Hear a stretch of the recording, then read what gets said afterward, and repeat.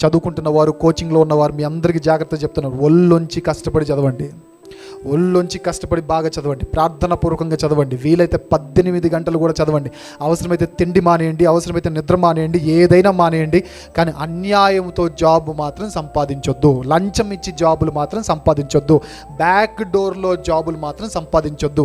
ఎవరో కష్టపడి సంపాదించాల్సిన జాబ్, ఎవరో కష్టపడుతున్న ఒక పేదవానికి రావాల్సిన జాబ్ని, డబ్బులు లేని ఆ పేదవాడి నోటి దాకా వచ్చిన జాబ్ని మీరు మీ డబ్బులతో అన్యాయం చేసి ఒకవేళ తీసుకుంటే మాత్రం దేవుడు కొడతాడు, కుక్కను కొట్టినట్టు కొడతాడు చెప్తున్నాను. ఏదో పొట్టకూటి కోసం కష్టపడే తత్వం లేకుండా, చదివే టైంలో ఇన్స్టాగ్రామ్లు వాడి, చదివే టైంలో ఫేస్బుక్లు వాడి, కోచింగ్ తీసుకునే టైంలో బయట ఫ్రెండ్స్తో బలాదూర్ తిరిగి టైం అంతా పాస్ చేసేసి, టైం అంతా వేస్ట్ చేసి మీరు జాబులు సంపాదించలేకుండా, ఒకవేళ డబ్బు ఉంది కదా అని ఆ డబ్బు పొగరతో అన్యాయంగా వెనక నుండి వెళ్ళి జాబు తీసుకొని వచ్చిన, టేబుల్ కింద చేయబెట్టిన, కాళ్ళు చేతులు ఇరక్కొట్టింట్లో కూర్చోబెడతాడు దేవుడు. ఎందుకంటే అన్యాయము చేయవారు నీ దేవుడైన యెహోవాకు ఎవరంట?